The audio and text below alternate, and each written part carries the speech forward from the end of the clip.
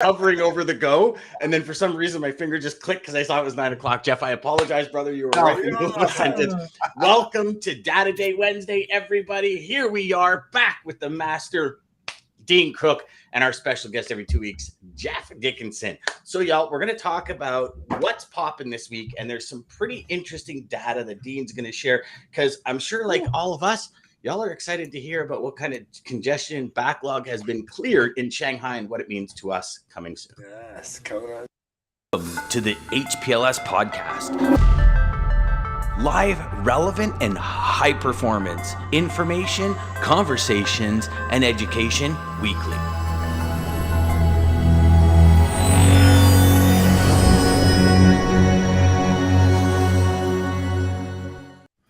Man, Richard by far takes it this morning. Yes, Richard got his first time up there. Yeah. I know he is, man. He probably booby trapped. He figured out some IP address for someone else and blocked everybody's IP and got in. He wanted it. He wanted it this time, guys. Good morning, Richard. So, good morning, everybody. Yeah, morning. Oh, Wednesday is here. Data Day, one of my favorite days ever in the week. And you know, Dean. So, Dean, you like that little video intro we got for Lane of the Day? Thank you very much for supplying those for the last couple of days here. Thank you. Good morning, John. Good morning, brother. So, Dean, the question that everyone's been waiting to get answered is: last week we talked about a specific number of vessels in Shanghai. Where are we at this week? And if you can just quickly recap last week for those that might have missed the show. Yeah, I mean, I think it was the 1st of June that Shanghai reopened, right? So we know that a lot of the vessels that would have normally gone to Shanghai went next door to Ningbo, where the restrictions weren't as severe in the regional lockdown of truckers getting in and out of the ports with the freight. So when we looked at the number of vessels sitting there waiting, it's well over 400 still. I think Vessel Value put a number out this morning or yesterday on Twitter saying that they're down to about 30 hours wait time from 69 at the peak of the lockdown in April. So it appears that congestion's easing and the fluidity is coming back into that particular port region. Piers data came out Monday, which is the import-export data for the US. Imports were up. In Los Angeles, up 11% in the last month, up 14% in Long Beach. So there's some volume coming back on the Trans-Pacific trade lane, which is fairly important. It's I can't remember the exact number, something like 30 to 35% of volume, I think, but about half of that comes from China. So nationally, volumes were up 3% in all ports in May. So that's the TEU volume, 20-foot equivalent unit. And up 6% year over year, which I think is an important number. So it says we're bringing in more containers. Last year, Jeff, you'll notice that we had the pull forward of, back to school and holiday season inventories happened earlier last year. Yep. So we saw the pickup in vessel congestion start around mid-June. Mm-hmm. And we're right now, vessel congestion off Long Beach is about 25. And remember, 25 is low compared to the 109 in January. Yep. But we're only a couple of vessels lower than this time last year. When you look at, so the number of vessels waiting at anchor off Los Angeles went way down to June and then took off again. What's getting hidden in the numbers, we need to make sure everyone's clear, is that I'm no longer seeing the smaller one-way charter TEU vessels, 800, 1,000 TEU. So a lot of carriers and 3PLs and firms hired their own vessels to do a one-way charter to bring in their own customer freight last year. When I looked at the number of vessels waiting off anchor this morning and the size of them, they weren't there, right? So the average size is up to about 8,700 TEU, whereas this time last year it was closer to 6,500 because the smaller vessels are dragging the average down. So I suspect because the volume's down, people aren't as much concerned about having things not on shelves for retail season, so they've stopped that one-way charter deal. So that's one thing you've got to be careful when you look at the number of vessels waiting at anchor. Remember, last year was sort of an outlier because there were a lot of smaller vessels in that total number. So we're not seeing that now. But clearly the ports have got in a much better position to increase the import surge that everybody's expecting. Well, almost everybody's expecting. Of course, Target came out yesterday and said they're thinking about cancelling some orders because they've got an excess of inventory. That could be the next big thing that we've got to watch. Next big sales and push to get rid of inventory. But there's something that you just said there, inventory, Dean. though. What's that? Sorry. Well, they've got different inventory in their stores, right? So they've got too Yes. much leisure wear for people wearing pajamas working from home, as opposed to people going out to conferences and events. Work from home, Dean. Right. Yeah, I know. You don't want to see the camera below. It's all good. So it's just they've got a different mix of inventory, and we, just like last year, the lockdown was hard, but the reopening was even harder for most people, and I think that's what we're seeing now is that the reopening has caught some of the inventory mix, caught them by surprise. So you brought up a very valid point in that overview, Dean. And Jeff, I'm going to put it to you because for all of you watching and listening, where you get your data is actually more important than the data you get. Jeff was sharing a story. Dean just shared with you the amount of TEUs that are up. That's the volume, the equivalent up in the market. And Jeff read a report, and Jeff, I'll let you take it away because the report you read had actually said that volumes were down drastically year over year and month over month. Yep. But that's not factual. So just be very careful. Like when I was on marine traffic data this morning, I opened it up and I saw 2,044 vessels in Shanghai, and I went, holy crap. And I immediately, and here's the big thing, I immediately sent the link to Dean and said, is this accurate? So now let me be very clear. I'm not saying all of you send links to Dean. I was just gonna say. I apologize. You said that I'm really mad. Like now everybody's gonna say, "Hold on, Dean, is this real?" I apologize, Dean. I've set you up a couple of times, and I'm sorry, brother. 6:30 Eastern, just to be clear. I should have done it was 6:30 Eastern. But you were up, brother. So what I'm saying is verify the data. Jeff, can you share what I'm not going to throw anybody under the bus. I don't like putting people in those type of positions. But what I read was quite the opposite from what Dean just said, where TEUs dropped by a negative 24% in the past 30 days, down over 40% year over year. So when you look at that swing that Dean just talked about, that's almost over 50% swing. Yeah, that's insane. Dean, did you not say it was up 11% year over year? Yeah, that's across the entire country, it's up 6% year over year. But in Houston, I think where Jeff's talking about, it's up 24% year over year. Yeah. So, I mean, those numbers are huge. And when you look at the volume of containers coming in, that, down 44% plus the 6, so that's 50%. That's a crazy number of containers if you were to take annual volume, right? Like that's just insane. So that was just a quick side note for y'all. Just be careful of where you get your data. Like if you want the straight up real data, follow Dean's show on Tuesday, follow that because they deliver the straight goods. And be very careful where you get your data. And if you get it from a source, check that source before you share it. Because we were talking about before we went on air that imagine if you shared that article, that conversation that Jeff was talking about with a customer. And then the customer does some quick research and realizes you're so far off the mark. Like that strategy of I'm going to be the resource for my customer has just turned into OMG, you look horrible. Like you have no idea what you're talking about. Right. So I want to stress it again to be very careful. So, all right, Dean, what's popping in the world of logistics this week, brother? Yeah, a couple of stories that I've seen emerge this week. Journal of Commerce had a really good story out on last week, I think it was, about West Coast port congestion. And it piqued my interest because I thought, oh, surely they're not talking about vessel congestion because they've got very good at, I think, getting more vessels through the ports. Even though there's still 25 vessels waiting at anchor, they seem to have gotten better. Maybe that's because they've leased more space to handle more of the physical volume. But the story was really talking about container chassis and dwell times, so rail dwell times.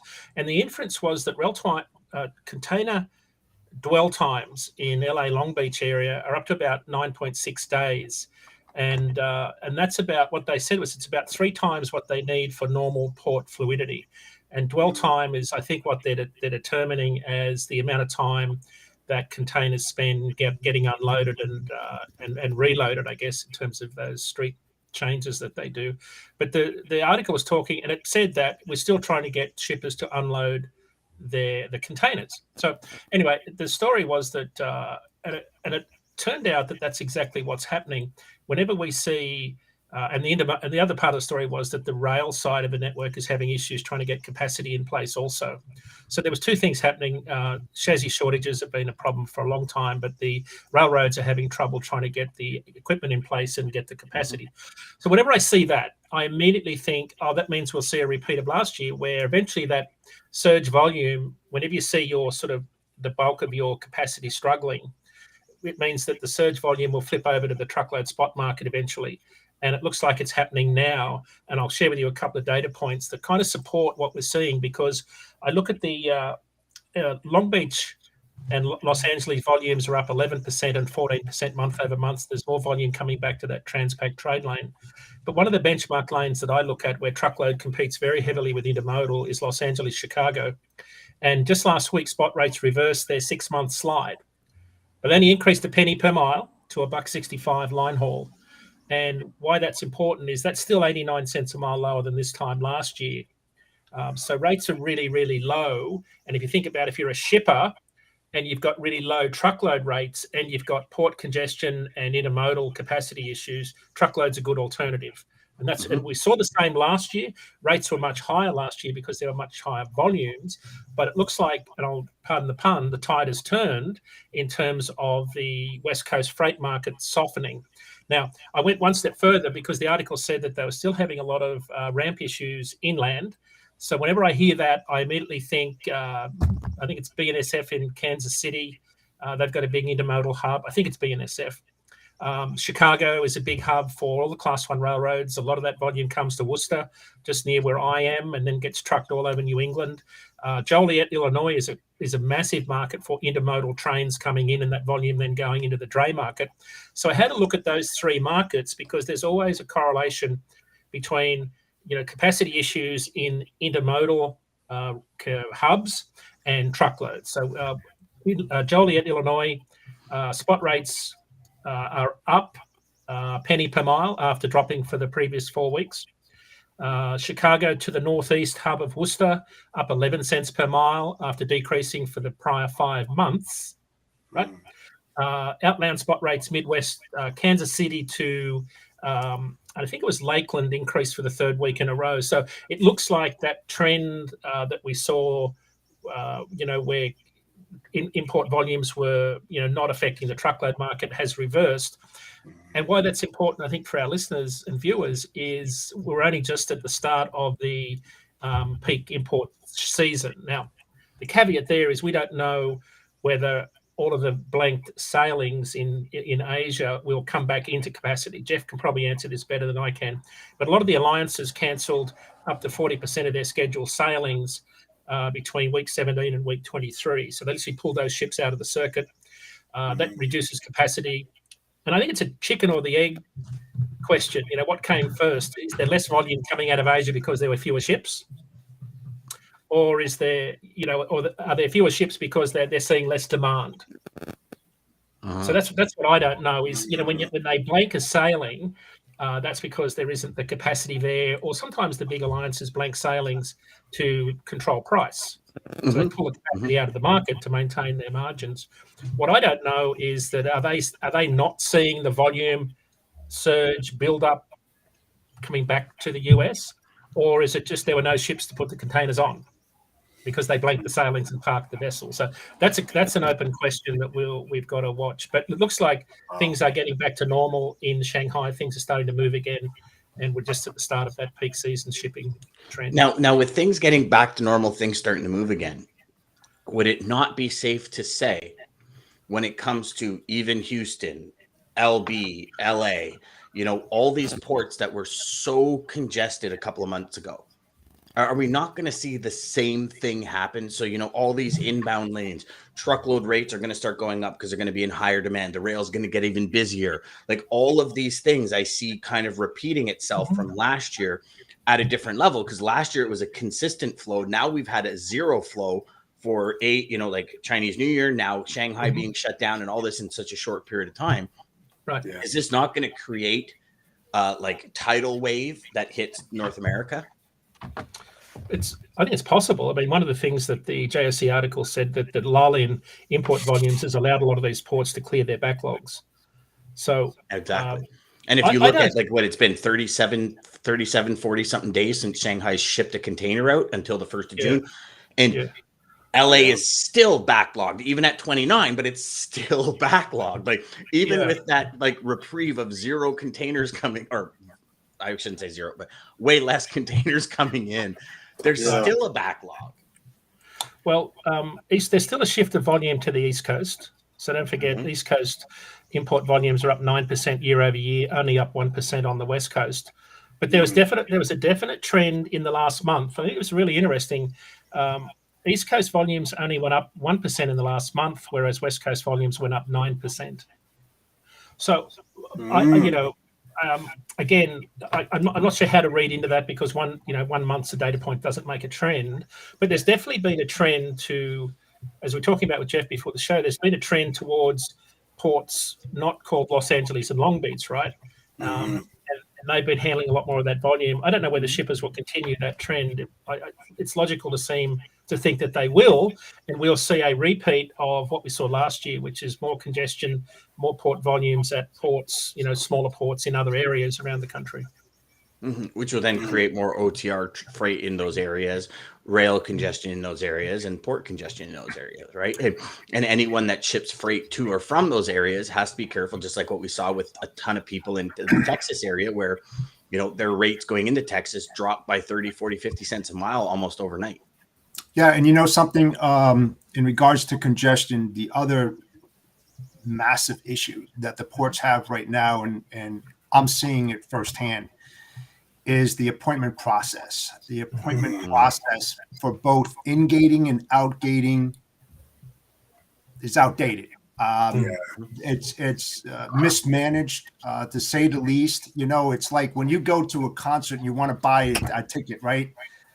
You go to pay for a ticket and they go, it's sold out. So the problem that I have with that, and I'm sure that our viewers have that if they're doing any international business, is that they get the appointment, and when they go in there to either in-gate a container, out-gate one, we're not accepting anything anymore. So why didn't you tell us that in the beginning? Because it's such a waste of money on so many fronts. And then who pays for it? The shipper, the demurrage, the custom brokerage houses that have to pay that. When they went in and they were somewhat guaranteed an appointment, they go there at the appointed time and they're kicked away.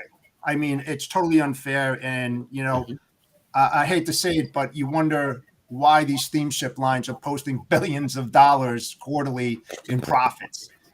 I mean, they have to change the process. I mean, everybody out there has this problem. And when it gets to peak season, and now you combine that problem with the appointment process, we're in deep trouble.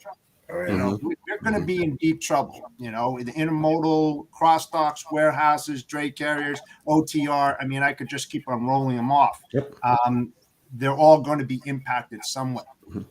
I'm in a let's call it a heated conversation over an argument with a 4PL and a steamship line right now, because we had a container come in for a customer.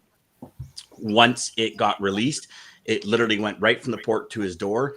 He turned it around in 3 hours and sent it back, and there's 5 days to merge on the container.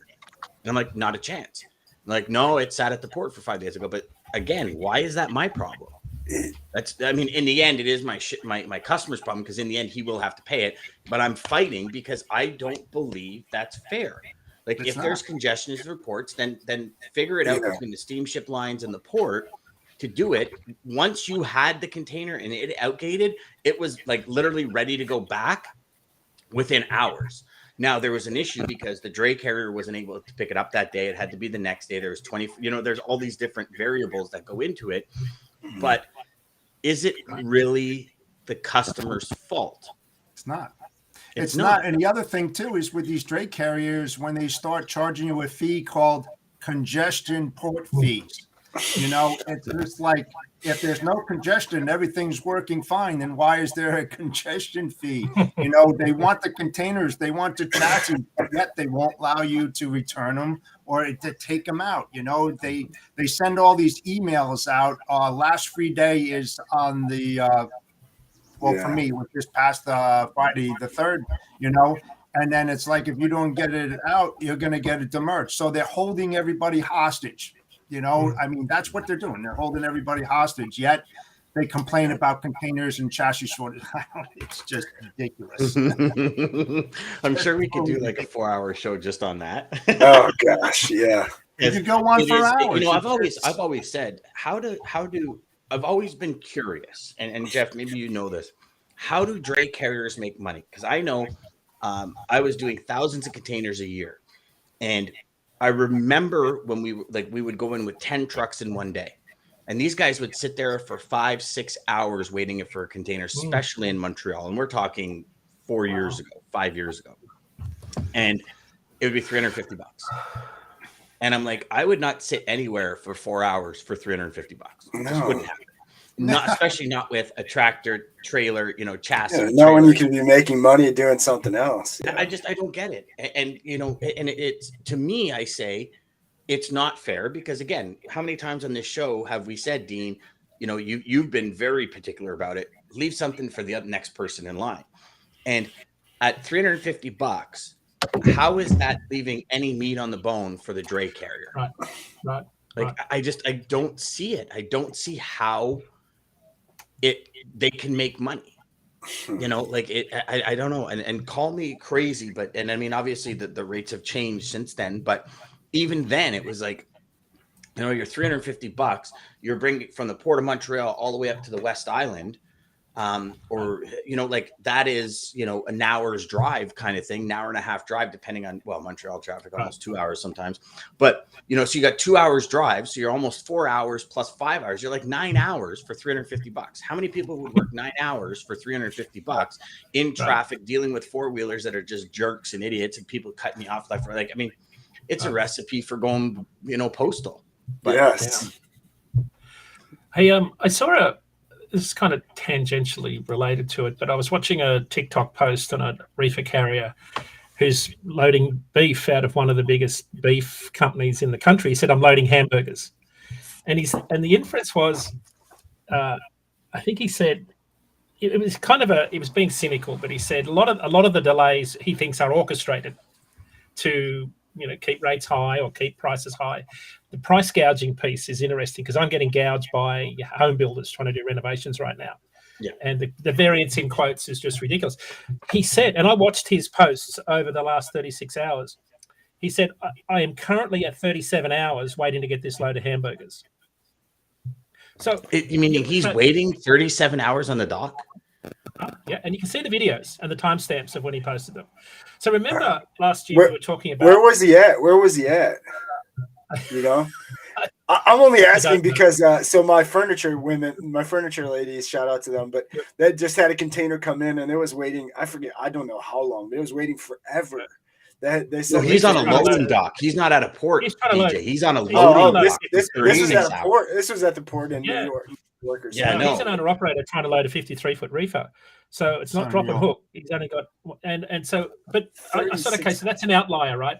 It's not an outlier, because since I don't quite know how to categorize what the actual problem is, but this is a really big problem when capacity loosens, because you're kind of beholden to the shipper once you're there. Like, where do you go? Where do you go when you're, you know, 80 miles off I-95 in Presque Isle, Maine, and you're loading frozen French fries? Where else do you go when you're there? So I think for a lot of these guys, they kind of, once they get there and they've got ELD issues, they kind of hope, the hope is always that you'll get loaded quickly, but the reality is it could take longer. And you get to this point where, do I just cut bait and run? You know, or do I just wait this out? And sometimes it takes a lot longer. So this issue of trucks getting held up at shippers is still going on. And the reason I mention it, this goes back to the JOC article about West Coast port congestion, because a lot of the chassis are being tied up, you know, at the shipper loading points or unloading points. So maybe it's because warehouses are over full. They're just too full and they can't handle the capacity. I don't know what the answer to that is, but they're kind of using the containers and trailers as outside storage kind of thing. That's and you know, that's going on a lot. You can see that here in Ohio all over the place. Yeah, and the thing is here, it's a operational failure logistically when you think about it, and the way that they communicate with their carriers. I mean, if you're a carrier, would you rather have the truth and say, hey, listen, you know, we used to be at an hour and a half, but right now the average is about 4 to 5 hours for getting loaded. You know, do you think you're going to build that relationship or destroy it if you go in there and you say it's an hour and a half and you'll be in and out in a jiffy and you're there for 5 hours? I mean, the way that I look at it is, you know, the carrier should charge detention fees and make that absolutely, you know, firm that I'll give you 2 hours free time at the, you know, at the door. Everything after that, $75 to $100. You want to see how fast that they do it when the capacity isn't there? They'll load them up real quick. You know, Jeff, I agree. The challenge is always going to be there's somebody that will sit for free. They're always, and I don't understand it, but there's always somebody that will take that load. And I think it's, you know, you really wish a lot of shippers have learned, like, and don't get me wrong, right? There's been a lot of conversations about people retooling. You know, if you look at the statistics, when schools were opening and closing and like that, a lot of dual income families, one, either the husband or wife or whoever it is, one of the spouses took leave or did something to stay home because schools are open, then they're closed, and they're open, then they're closed. It was like, I couldn't even imagine having children in, like, you know, primary or secondary school when these things are closing. Maybe not secondary school because you don't necessarily need to be home, but primary school. Right.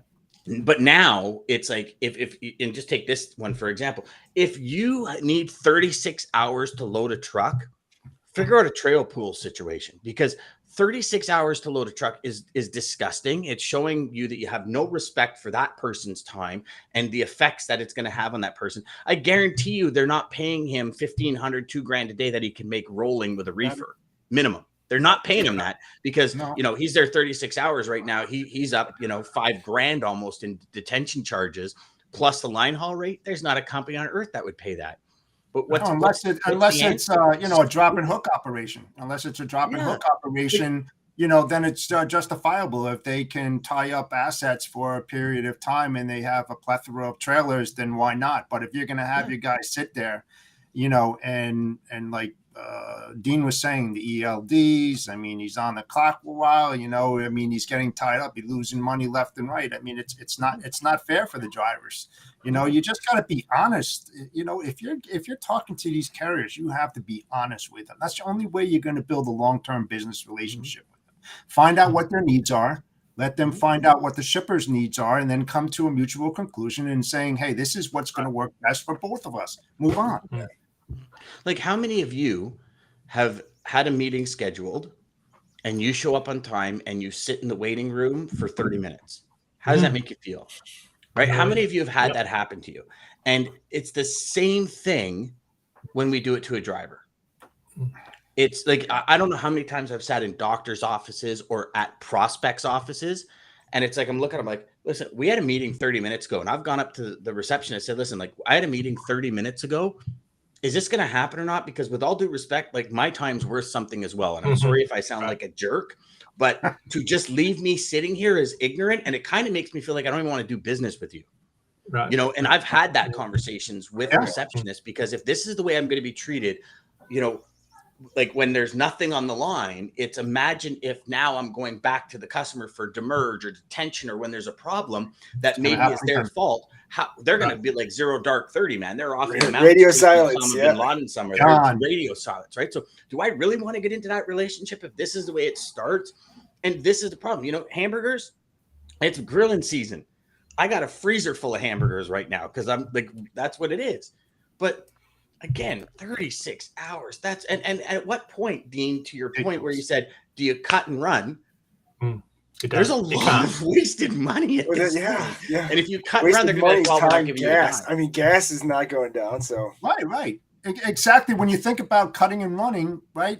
what's the deadhead miles before you get to your next load, right? You get all the way up until the middle of the woods, like Dean was saying, 80 miles out. Now you've got to go another 80 miles out of there because you're just done with that ship. You'll never do business with them again.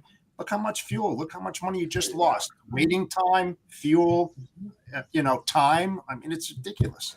Well, this is where it affects the smaller carriers, right, that run a one-to-one ratio between trailers and trucks. The big fleets with trailer pools have probably got better utilization levels because they can preload. But it's still an issue, though, just in terms of general efficiency. And I think there may be something still to this where shippers, our shippers and receivers are still struggling with labor.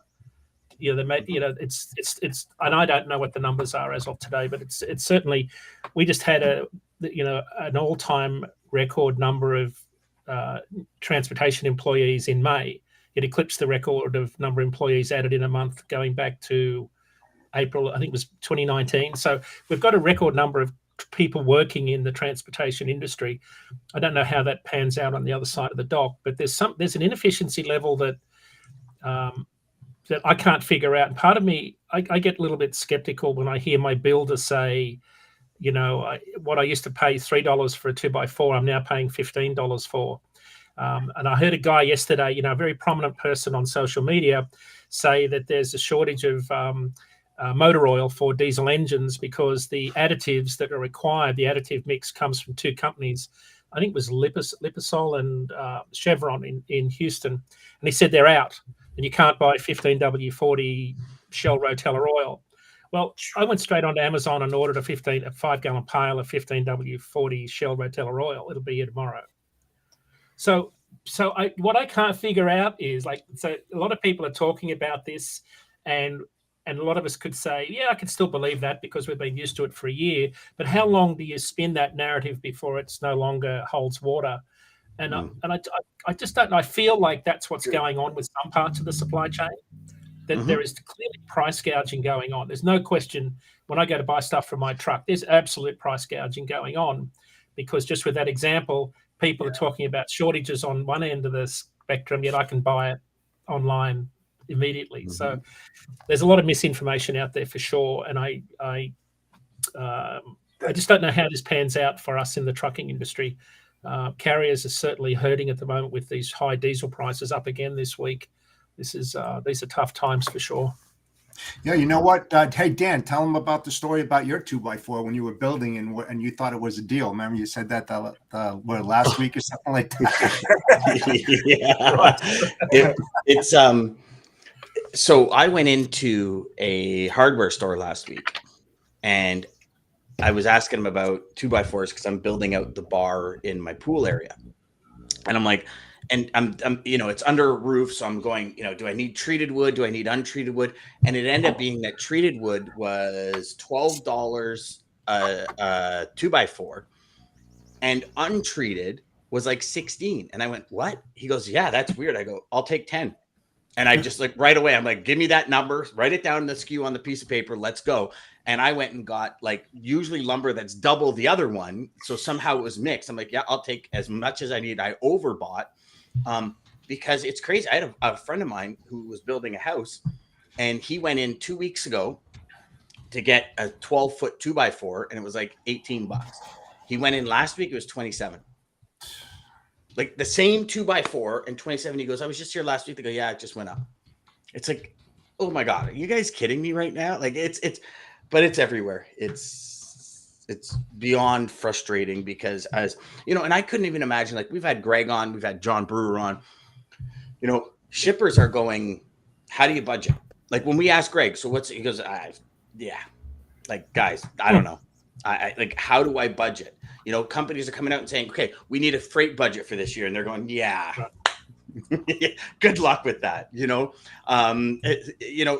but that brings us to what Dean, yes, definitely. Let's talk about spot rates and produce season and how it's impacted, because that's going to be part of the impact. That's going to drive prices up, down, and everything in between for sure. Yeah. We talked about on our show yesterday, because normally you see an upward inflection in spot rates that peaks around July 4 for both dry van and reefer. That's certainly been the historical trend. The delta is somewhere like 20 to 30 cents a mile from April till June, July 4. right, in terms of how much they go up. So produce season normally delivers. You've got grilling season, Memorial Day, Labor Day coming. Labor Day is going to be further out. Memorial Day, Independence Day, I meant. So you've got a lot of seasonal activity that normally pushes growers to get produce into markets. We certainly consume more, but it's just not delivering this year. Remember on our show a few weeks ago, we talked about, produce was off to one of its coolest starts since 2017. That's still holding, even though we've got some citrus volumes in from California. And this could be a longer season. So we may see volumes sort of go longer than July 4, but normally things quieten right off after July 4 when everyone's on vacation.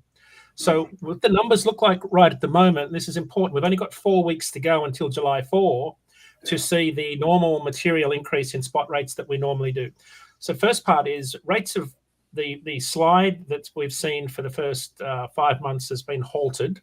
So spot rates have flattened out and trending up a little bit in dry van, not so much in reefer. Reefer's still looking like they want to go down more. Flatbed's holding its own and going up. So flatbed's very different for lots of reasons. So I looked at USDA data for meat, dairy, poultry, anything that requires refrigeration. The volume, the tonnage that's in cold stores as at the end of May was down 13% year to date compared to all of the previous years. So we've got less refrigerated volume moving. And I don't like to compare to last year because last year was such an abnormal year. So we've got fewer tonnage. In truckload volumes, the amount of volume that's sort of non-fruit and veg is down 1,600 truckloads a week. So it's not a huge number, but it's not going up. It's actually going down. Then I looked at the produce numbers because what I was trying to figure out is where's the demand going to come from with all this capacity to push spot rates up. So in the week immediately after Memorial Day, produce volumes typically drop because there's a surge to get the volume into the markets. We all party, have the weekend off, then volumes drop I think it was last week they dropped. They normally drop, the average decrease is about 6% or 10,000 fewer loads in that week after, right? Last week, the drop was 9% or 15,000 loads. So we had a steeper drop off last week. So national volumes are down 18% year over year. It means that we're moving about 32,000 fewer truckloads last week than the same week last year. So 31, that's a lot of truckloads. Now, what the biggest part of that is 21,000 of those are from California, fewer loads out of the West Coast. About 1,200 fewer loads out of the Southeast, where produce season's well and truly underway. So we're just seeing less volume in the market compared to year over year. So what I did is I looked at this period from 1st of March to 4th of July, when demand normally sort of, I won't say surges, but produce volumes increase significantly and it drives rates up. So if June is the equivalent to the average of the last 6 Junes, then truckload produce volumes, this is the weekly number of truckloads in that period from March 1st to July 4, will only have increased 1%. The average in that previous years is 12%. Wow. So you normally see a 12% increase in the volume of weekly truckloads, 3.1 to 7.4. Even if I'm generous and look at June numbers and say, I'll add a little bit more in there, at most it's like a 2% increase over that period of time. So that's why we've been saying for a while is that we just don't see spot rates having that material increase this season that we normally do because the demand just isn't there for lots of different reasons. So we've been talking about spot rates. I think I use the words they'll kind of bounce around right through, for the most part of this year.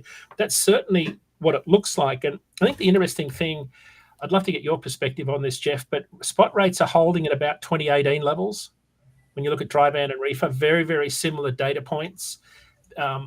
This year, even in flatbed, looks a lot like 2018 did from a demand and capacity perspective. So, but as I said on our show yesterday, it's really interesting to me that this new floor in terms of price that we've been talking about because of higher inflation, higher wages, higher operating costs, the floor price in dry van is holding at about what it costs to run a truck at about $2.05 a mile. So I'm kind of, maybe this is just a wild coincidence, but to me, it's interesting that spot rates have bottomed out around what it costs you to run a truck and trailer in a small fleet. Kind of like a conspiracy theory. Well, maybe they're holding. Maybe that's the new floor price, right? Because you can't take driver pay away. Could be. Well, I'll share one thing with you, and I don't know if it has, which I think it's somewhat interconnected. So part of what I was noticing, and I actually posted about it a couple of days ago or yesterday on LinkedIn, is I've had more out of office replies, more out of office emails, more out of office voicemails in the last week and a half than I've had since COVID started, obviously. I think also what's happening is with things start opening up, people's vacation patterns, at least for this year, have completely changed. Right. More people are, instead of that, kind of 4th of July on kind of taking off where, typically July and August in logistics sales are two of the slowest months. Like if you haven't, it's kind of like the Christmas season. If you haven't closed the deal before July, you're very likely not going to close it till September, right? Because it's like vacation and then they get back and then other people from their department leave and they get back. And it's like, do we really want to take on this new supplier? We'll use the okay people for the next little bit. And then before the busy season hits, and I'm actually seeing it about a month early, and I'm actually recording all of it this week, and I'll be sharing on Monday on a post, and maybe even Mayhem Monday. I'll share the results because it's actually to the point where, normally you make phone calls, you get an out of office, you kind of just keep moving, but it was to the point where it was very noticeable. Like, 7 out of 10 every single time are out of office. Right. So it's interesting. Oh, so David asks a question here. He says, is there any validity to a possible DEF shortage as expressed by the CEO of Pilot Flying J back in April? And Dean, you said you have an answer to that? Yeah, because as an owner operator with a Flying J fuel card, I actually get a lot of pretty good intel from the company. They share a fair bit of information. And an email came out yesterday, coincidentally, David, and I'll just quote you some of it. It said, national diesel inventories remain low, especially on the West Coast. They expect to see lots of volatility in diesel markets throughout the year, which I thought was a really interesting statement at the middle of the year. Any disruption, weather, we've already got tight capacity. Imagine if we have hurricane impact around Houston again. We may have more significant and longer impact due to current levels and market volatility. So what he's saying is any disruption this year is going to have a much bigger effect. To answer David's questions, we've had productive conversations with Union Pacific Railroad and will continue to use their rail services to supply DEF. How about that? Flying J doesn't anticipate retail runouts at any of our locations in the foreseeable future. Although yesterday I did see a post from another guy showing all the fuel islands blocked at a Pilot Flying J because they didn't have any diesel. So wow. That's because the person that wrote that email to you is up here and has no idea what's actually happening down here. Kind of like the people making the rules for us right now. There's some truth to it. I think David raised a really good point. There's clearly some truth to this, and there's some shortages going on, just like there's shortages of additives and all sorts of things in the supply chain. Mm-hmm. Wow. Yeah, there's huge. I mean, just even on the snowmobile front, they're talking about huge shortages of injector oil. A lot of different things. And it's a friend of mine is ordered a new sled, and he's already got emails back saying, hey, listen, we're having shortages of this and that, and dyes for the paints. I told you guys about a buddy of mine who's very high up at one of the largest paint companies on the planet. And he says, like, it's insane what's happening. And it's not just, it's parts that are needed or components or material that's needed to get things done. It's insane. It's insane what's going on. Question, Jeff? Yeah, Dean, two things. What's your take on the food shortage? I've been reading in the papers all the time, all these pictures of the shelves being empty, people trying. I know you were talking about hamburgers before and all of that, but it just seems like a lot of articles on this topic. And I just wanted to see what your take was on that. Yeah, so my wife owns a catering business. They've got a high-end catering business here in Boston. We probably, run 3 vans got half a dozen employees and up to 40 people at any one event with casual staff. So it's a reasonably good benchmark for me of where that sector is. So record monthly volumes are triple what they were this time last year. Had to buy more fridges, had to buy another van this month just to keep up with demand, because we're seeing this pent-up demand for all sorts of events. So there's more demand right now. But to answer your question specifically, I don't see it at my retail supermarket down the road. I don't see anything that mirrors that.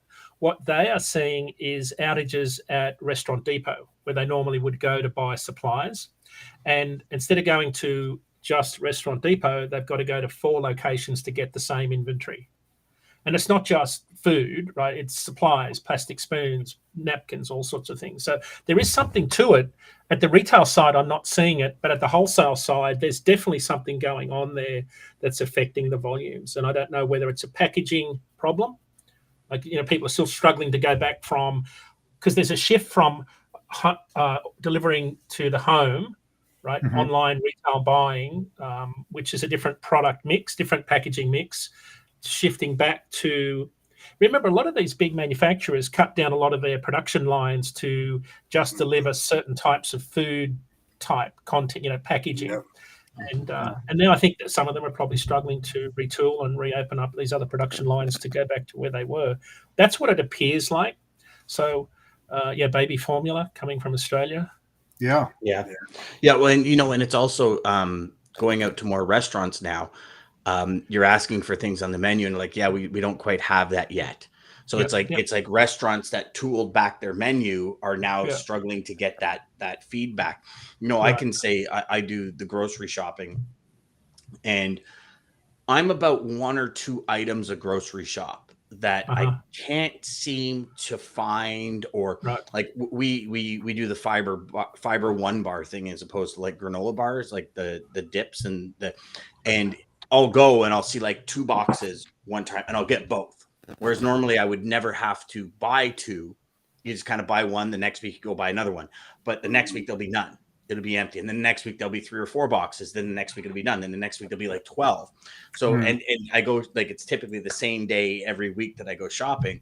So what I'm finding is just like 1 or 2 items that aren't quite there. Like, for example, for the dog food I make the dogs, I want to get frozen chopped spinach. Sometimes I'll have to get whole leaf spinach and chop it myself because there's no frozen chopped spinach, but the next week it'll be back. So it's a good point. We were talking about food shortages. I don't have kids, but of course there's a lot of people that have babies where they need baby formula. And Richard makes a good point. I read yesterday that one of the big factories are reopening. Abbott are going to restart their production, but it won't end the shortage fast enough. So there's definitely shortages going on with some things for sure. So do we know why they stopped production? I don't. Because that would be interesting, because you would think if you look at, it'd be interesting to see the stat of how many babies are now being born because of COVID, because of everybody at home. You know what I mean? Almost like that baby boomer situation where it's, everyone came back from the war. It was like babies. And I just realized that reference. That's sorry. But, so you wonder if that's going to be a spike. And maybe we just weren't ready for it if it's a shortage because there's twice as many babies that were born. You know what I mean? I don't know I don't know that answer, but it fares that there's a data point that we might need to research here. So what else we got for today, boys? Yeah. Hey, Dean, you're talking about the flatbed industry and everything. But I'll tell you what, West Virginia is up there. I mean, take a look at your graphs, like 64 to 64.4 to 1. I mean, it's red hot. I mean, we were talking about Texas and the oil fields last week, and I'm just amazed how much coming out of West Virginia. Tremendous. Yeah, it's not a huge freight market in terms of volume, but really a strategic one. I'm just quickly pulling up some rates here to see. Yeah, this is interesting because a lot of volume, we talked about it on the show before. Canada is a huge export market for West Virginia. I think it's its largest export location. Flatbed rates from Huntington, Virginia to Toronto, excluding fuel, up to $3.45 today. That's $1.50 more than this time a year ago.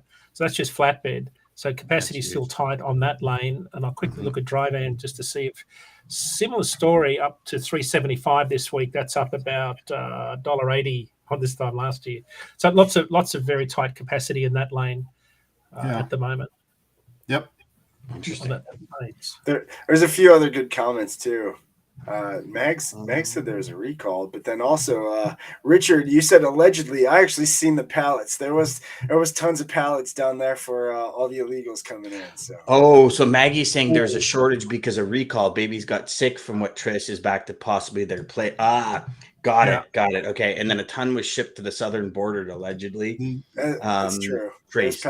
Yeah, definitely. That's actually interesting because that can happen fairly quick when there's a recall. I remember when there was a beef recall when it was like mad cow disease out in Alberta and all that, and down in Texas years ago. I mean, the beef just skyrocketed because there was tens of thousands, hundreds of thousands of cows that had to be slaughtered because they were just bad. So yeah, it happens definitely. Crazy. Yeah, same with the bird flu. When that farmer destroyed, I forgot how many millions of chickens. It was unbelievable. A couple weeks ago. You wonder why, Walmart used to have 2 packs of chicken breasts for $20. Yeah. And it was like typically 5, the odd time you get a 6, but it was definitely 5 chicken breasts in a pack. And that was the go-to. Now you get 6 for $23. So, you go from 10 for 20 to 6 for 23. It's like, it's crazy. And it was because of, and again, you got those to replace it, they got to grow up. You know what I mean? Like there's things that need to happen. Process, crazy. But you know what? I think in the end, it's obviously going to be a retooling, and those that retool faster are the ones that are going to come out victorious. That's the way it is. Yes. It's just paying attention to the data. Yeah, absolutely. I was just pulling some data while we were chatting there. It's interesting. Average outbound rates out of Virginia are up 37 cents in the last month. So capacity is really tightening for anything outbound from West Virginia.